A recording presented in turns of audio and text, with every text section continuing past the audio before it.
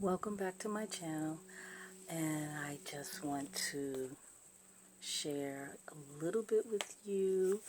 I do want to apologize for any questions or comments that I did not respond to in a timely fashion. I found out that I wasn't always clicking to see comments that were maybe below something else. So I just kind of found that out, and so I do apologize for that. I just want to give you a couple of updates. One, you may remember when I was in DR, I had microblading done, and that was March 2018. We're now in August, so I am 5 months post-op, and I only just on yesterday went for a touch-up. These are very, very nice hair-like strokes. It's quite dark. It will be lightening up, over some time.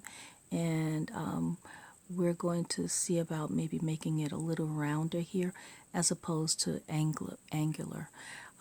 But I am very, very happy. I am very, very happy with my microblading and my results. Yeah, kind of hard to see because I'm sitting down, but yeah.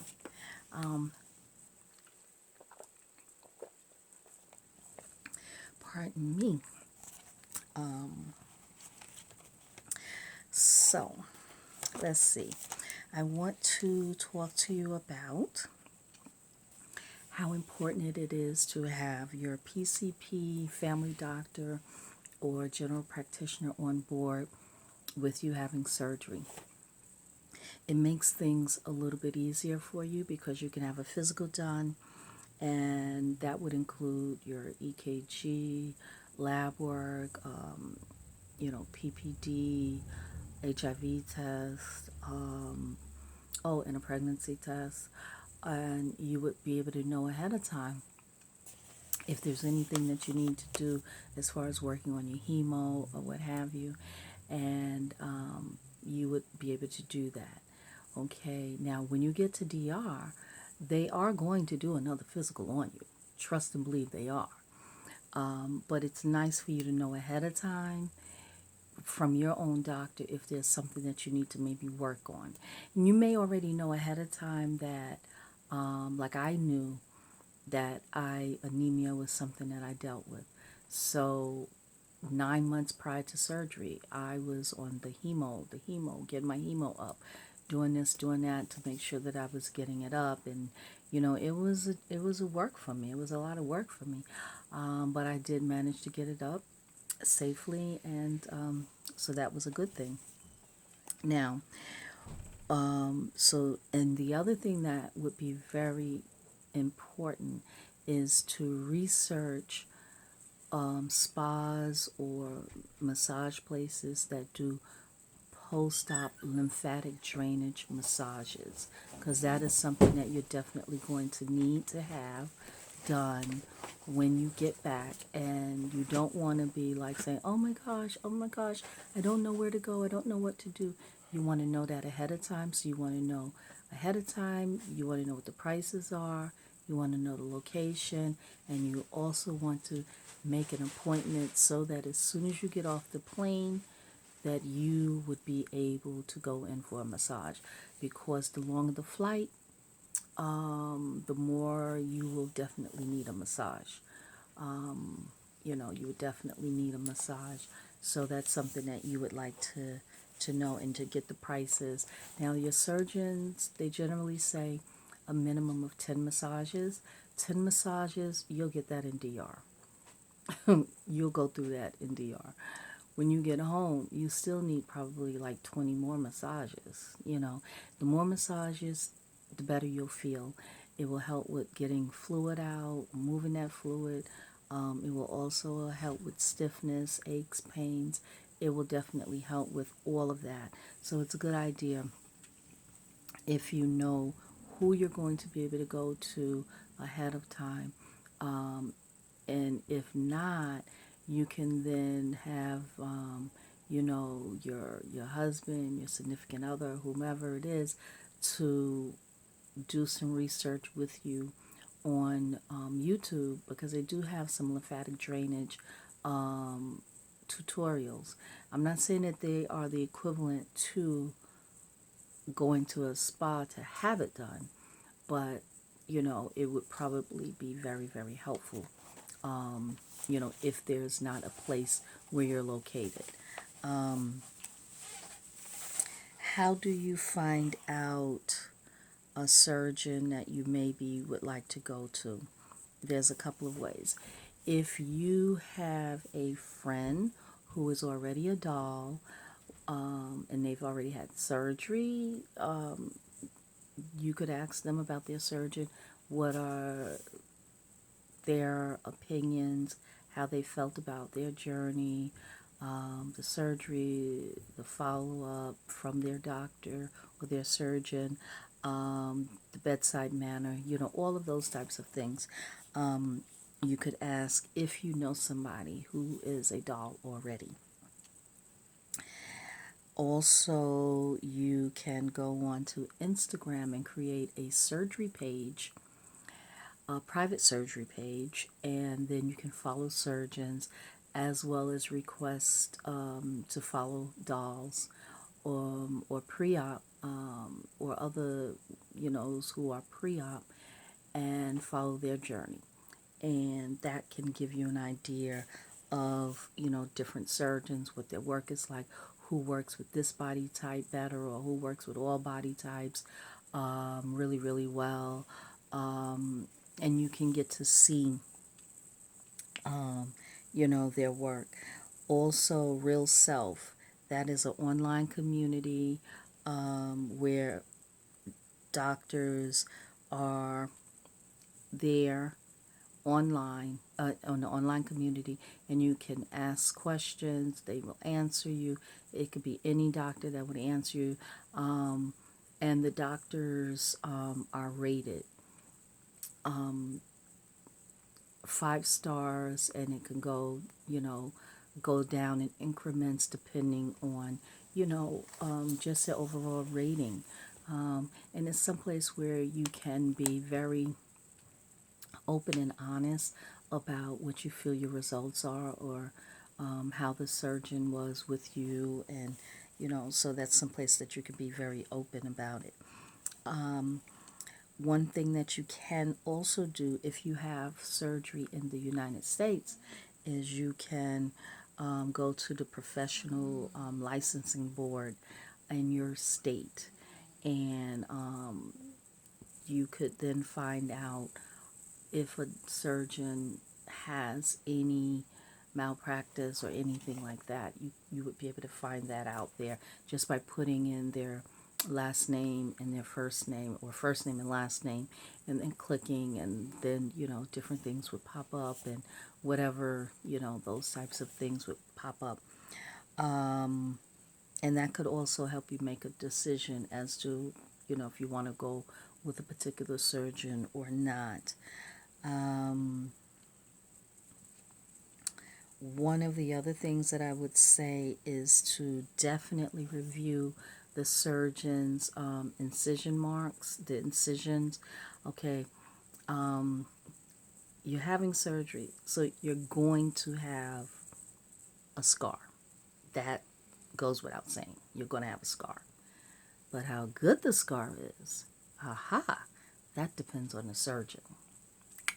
Now, we all would like to have a very thin incision and a very thin scar. That's what we all would like. Now, some surgeons, maybe the way they make their incision or the way they suture, instead of it being a thin line, sometimes it's jagged like that, and it will look like kind of like that, not so nice. And even a tattoo can't really cover that or make that look any better. Now you want to know those types of things. Now I'm not talking about keloid skin. I'm not talking about that. I'm talking about just in the way, the technique that the surgeon used, and where their scar is like that. It's jagged, like jagged. It's not nice. So you do want to be aware of that. You would like to be aware of, you know, filtering through any flowery words that a surgeon may use, or fancy backdrops, or this or that, to kind of pull you in. But maybe the work isn't what you would like it to be, because you may have some surgeons who work on a scale of 1 to 10, 10 being like fabulous, 1 being like you don't want to go to them, or somewhere in between where it could be a hit or miss. So you want to figure it out. You got to kind of navigate that. And these are some of the ways that you can do it.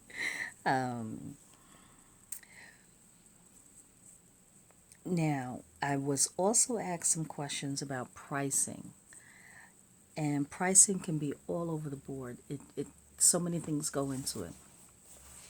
Whether you're having surgery in the United States, or whether you're having surgery in Cali, Colombia, or Dominican Republic, whether you're having surgery in the States, whether you're having surgery in New York versus having it in Florida. If you're having it in New York, it could be higher price. If you're having it in Florida, which is closer to Dominican Republic, you might have some prices that are a little bit closer to DR prices. Not saying that they're DR prices, but there may be a little bit of a difference. Now, the other thing that you would take into consideration would be the surgeon, okay? Also the type of procedure, as well as how many rounds. Rounds meaning the first surgery. If you have a second surgery with that same surgeon, they may give you a discount for that second round.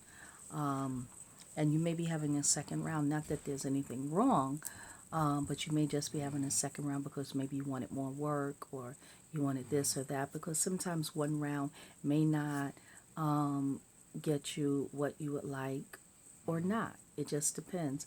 It depends on your body type. It depends on a lot of different things. It depends on, what your ultimate goal was. So a lot of different things, have to be taken into consideration. One thing that is important too, that I neglected to mention in my packing videos, is an extension cord. An extension cord is a lifesaver. Yes, because if the outlet is all the way over there and you're all the way over here and you just had surgery and you want to charge your phone, you can't get over there. You can't. And if you do have someone put it over there for you, how are you going to get it back? So it's a good idea if you have the extension cord, and it can then, have your phone close to you, or, what have you like that. And I ordered a recovery box from Beauty in a Box, and in it there was the extension cord. You know what's going to be in the boxes. But I also took my own extension cord, so I was happy that I did have my extension cords, and I was able to be connected. So I would say that is something that I found very important. Well, I do want to say thank you so much for tuning in again, and for watching my videos, for commenting, asking questions, liking, subscribing. Hit that notification bell also, so you'll know when I make upload a video. And even some that dislike the videos, that a dislike. It's like, okay, but I do want to say thank you so much for being part of my journey, and I'm now part of your journey. And I would just like to say, remain humble, remain humble. I am so grateful that my journey is what it is, and I'm looking forward to each day, because every day, I change. My body changes a little more this way, little, every day there's a positive change, and I'm very grateful for that. So, again, thank you so much for being part of my journey and allowing me to be part of your journey. Stay blessed.